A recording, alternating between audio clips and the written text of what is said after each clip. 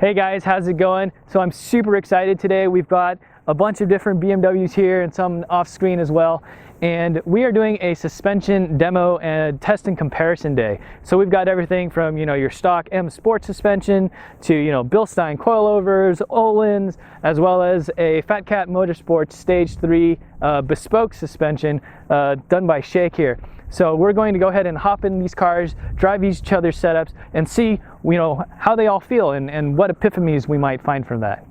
So the first part of the road is fairly open, wide, slow moving. You have slight left and right hand turns and straights. The pavement's not, super well graded. It's smooth pavement, but it's not graded. So, you can see all these different ripples and slight hills that we have over here. So you can think about, how is the car responding to them? Is it smooth enough on them or not? Then we enter in a couple of sweeping left and right turns, and there's a couple more coming up. And as we enter this eucalyptus grove, it'll sweep right, and then it'll be a little bit tighter of a corner with a little bit of a wall on the inside. So you can see, how well the car grips, trying to make a tight apex here. And then up here we have some wavy pavement going up and down a few times, followed by a braking zone and a quick left. So you can really feel how well the car settles and how stable your braking is there.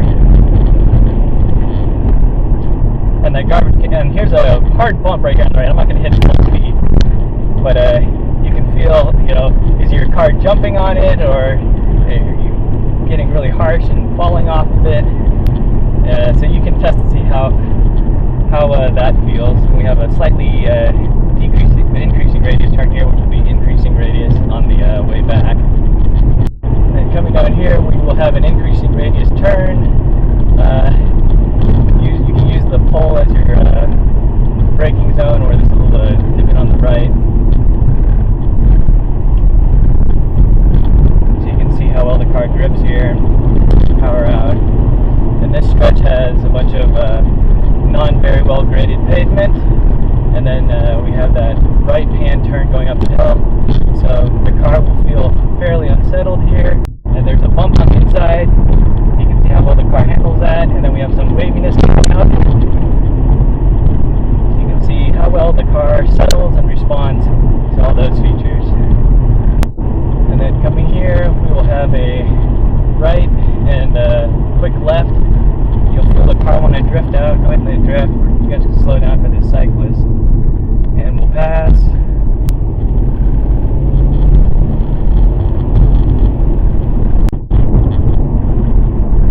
So in that corner, the test is, can you get through it without braking? A lot of times the car, you'll feel like, I need to brake, but you'll actually have plenty of grip to get through it if you just let the car slowly drift out and use all of the road.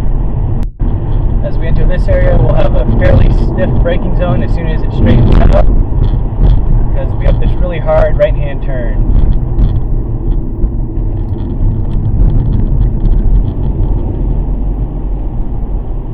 So Andy, you've got the white wagon, you've driven a bunch of these setups here today. What are some of the things that stood out to you from some of the other setups or from your own? I think the biggest thing was just the undersprung and underdampedness of the B14s on my wagon.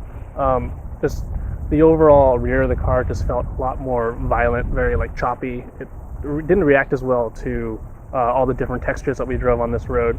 And the other takeaway was, when I drove your wagon back to back, was the monoball setup that I have on my suspension is just a little bit more reactive. It's marginal, but driving back to back, you really can tell that difference. I had to acclimate a little bit, and also my alignment is quite different than yours, so it's a lot more aggressive. Yeah, I definitely noticed that with your car too, since you have the monoballs in the lower control arm and tension strut versus me only in the tension strut. Your steering was a little bit crisper, a little bit more immediate compared to mine, which just have the polyurethane bushings in that lower control arm. And across the other setups, which most of them had OE bushings, your car definitely had the crispest and most responsive steering. Yeah, I think another cool takeaway was the 435 is on Öhlins, and I felt the best. That was the best out-of-box experience. It felt really comfortable. It didn't try and fight you a lot when going over all the textures that we saw today. And I if I were just looking for an out-of-box experience, it fit my car, the Öhlins would probably be my choice. Yeah, it's a shame they don't make an X-Drive compatible version. Yeah. Hey guys, so I've driven these setups as well as a couple more. The black 4 Series here has Öhlins Road and Track. Mine has the Fat Cat Motorsports Stage 3, and the white wagon over there has Bilstein B14s. So, you know, what did I think just between all these vehicles?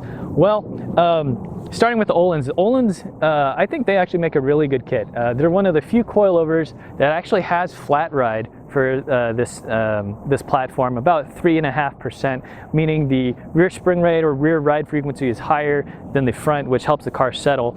And the Öhlins is a pretty smooth ride along this test road. It is a little bit harsh going over the bumps. You definitely feel that rebound bias pulling you into the bump stops, but overall, I do like the Öhlins kit a lot.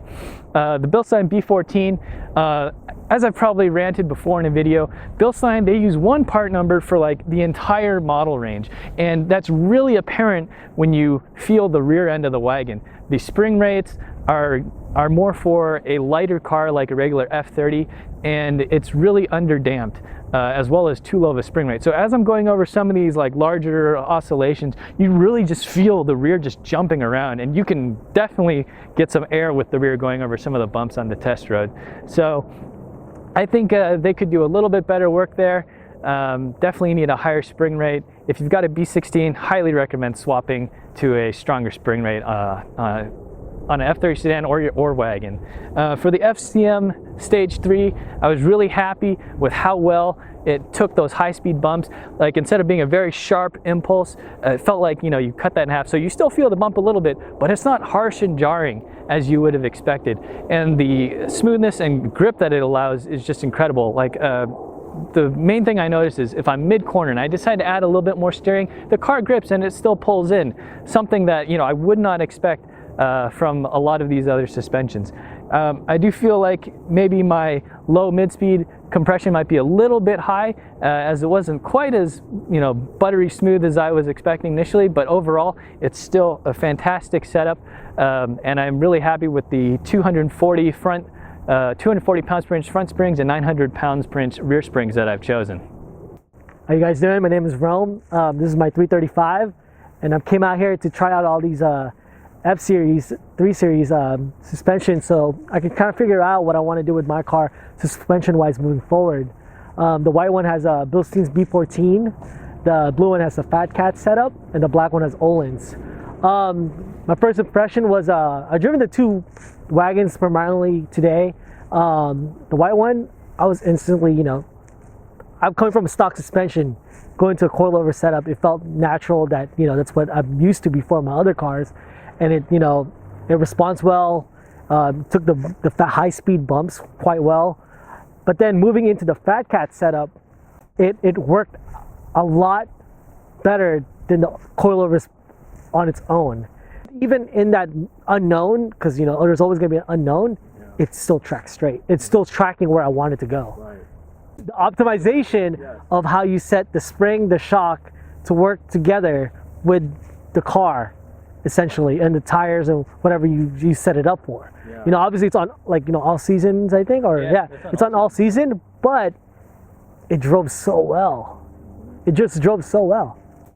I'm taken back. Just because I felt like as a driver with the blue wagon, with the Fat Cat setup, I had more comfort going past my driving ability compared to the Öhlins. It just felt like I had a little bit more cushion where I can drive it further than going through the coilover setup. Both are really good, but the Fat Cat setup is, I'm probably going to go that route, you know, in the near future.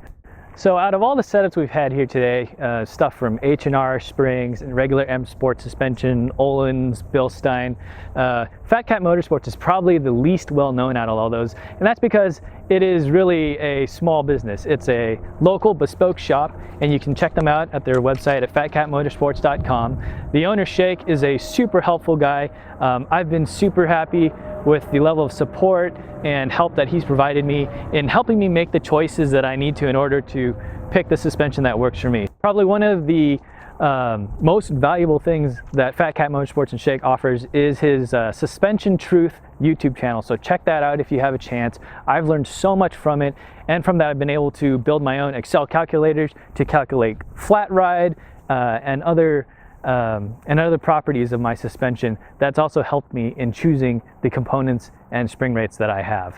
If you don't know my driving profile, not only is this wagon my daily driver, but I also take it to the track 10 to 12 days a year, and I also do off-roading on dirt and gravel roads with it quite often. So I needed a suspension that could handle all of those different driving profiles, and I was very happy with the recommendations that Shake has given me and the performance on all of those surfaces.